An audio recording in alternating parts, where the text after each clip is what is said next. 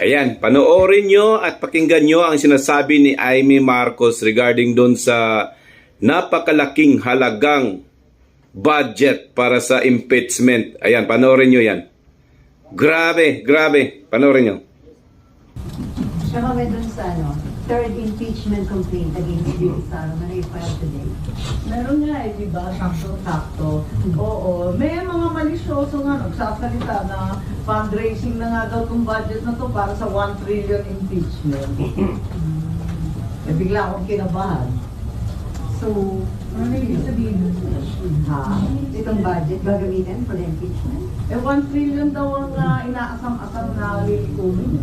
Para Oo. Alam mo, daming marites, hindi ko alam. Totally without basis but it's been marites.